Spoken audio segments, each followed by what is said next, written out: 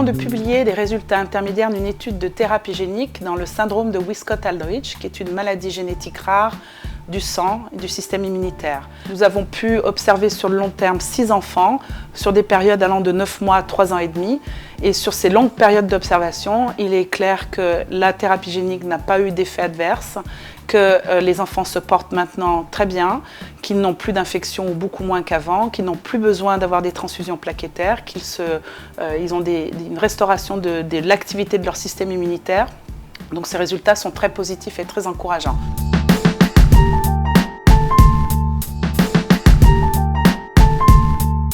Produire ces médicaments de haute technologie, c'est une compétence très spécifique, une compétence de pointe. Capitaliser sur le savoir-faire que nous avons acquis, c'est aussi nous assurer notre indépendance dans le domaine. Journée des familles, c'est très important, c'est quelque chose qu'on doit faire au moins une fois. Une journée importante depuis près de 3 ans maintenant. J'y vais depuis plus de 20 ans, quoi. Une fois par an, la possibilité de pouvoir rencontrer les autres familles de toute la France qu'on ne pourrait pas rencontrer autrement. Pour moi, c'est un plaisir que de voir des gens qui se rassemblent comme ça. Parce qu'on peut être mieux informé par rapport aux maladies, faire des rencontres avec des médecins, des spécialistes et tout ça. C'était l'occasion de voir un peu l'autre côté de la recherche, parce que moi je suis biologiste et c'est la première fois que j'ai l'occasion justement de rencontrer des patients, des familles de patients et d'expliquer ce que je fais.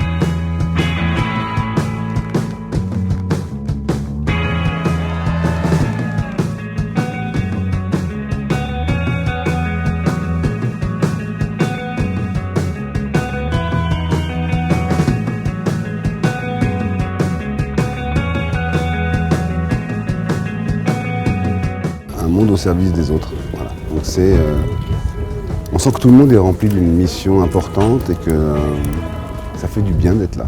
Voilà.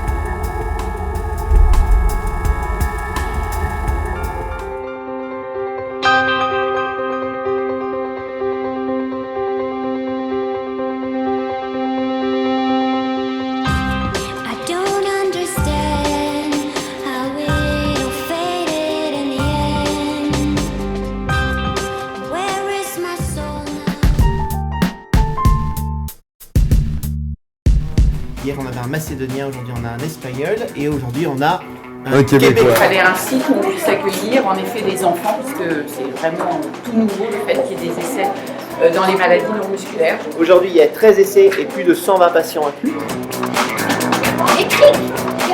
Et j'écris Garou là-dessus.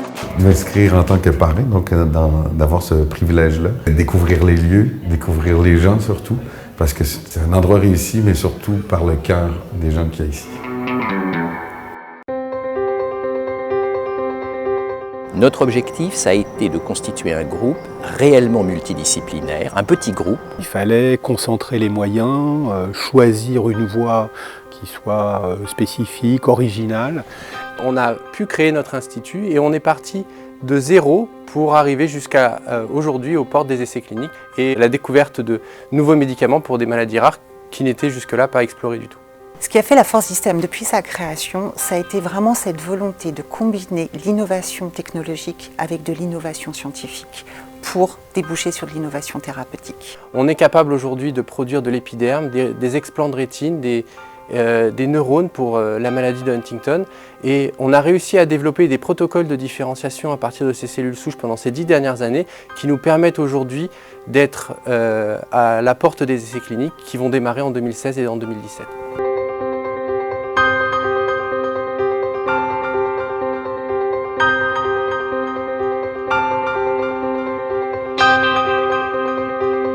Comme nous, participez à la course collectée du Téléthon pour votre région. Les héros du Téléthon 2015, c'est vous!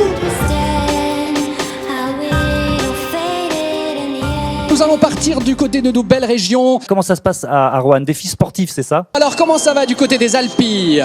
Saint-Valery-en-Caux. Alors est-ce que les Normands relèvent leurs manches? On va aller à Beauvais. Tout de suite on part à Saint-Étienne. On va regarder ce qui se passe à Avignon. On y va tout de suite.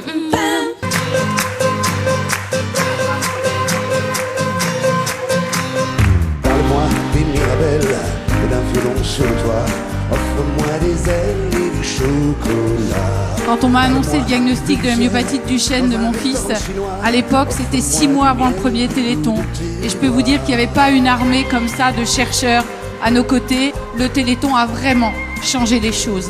Nous, les scientifiques, nous ne sommes que les fers de lance d'une armée qui est représentée par des millions de gens qui nous soutiennent chaque année depuis maintenant 29 Téléthons. C'est vraiment une véritable aventure humaine tous les jours, cette relation qui existe entre le malade, la famille du malade, le chercheur, le médecin. C'est un réseau en fait, un véritable réseau. L'état de Séti est nettement amélioré et ça lui offre une qualité de vie, ça lui offre une vie tout court, puisqu'avant il ne pouvait pas sortir, il n'avait pas de vie sociale, il n'y avait pas d'école. Voilà, grâce à ce traitement, Séti redécouvre des choses fabuleuses, des sourires, des joies, d'être là ce soir, de danser. Là, cette année, on déchire tout et j'ai jamais été à un endroit aussi magnifique qu'ici, avec des gens aussi magnifiques que vous tous, toute la France. Et c'est grâce à vous que le Téléthon marche et c'est super. Bravo!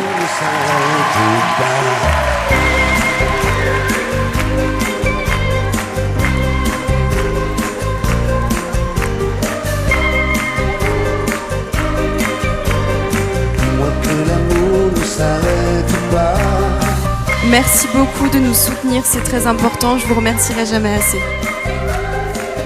Ce soutien d'une ampleur exceptionnelle, parce qu'on peut dire que c'est vraiment d'une ampleur exceptionnelle, prend cette année une résonance toute particulière. Et pour nous, association de malades et de familles, ça nous rend encore plus forts, ça nous rend plus responsables encore et plus déterminés. C'est vraiment un engagement que nous prenons toutes les familles. On ne baissera jamais les bras. Merci à tous les Français. Merci d'être à nos côtés. Dis-moi que l'amour ne s'arrête pas.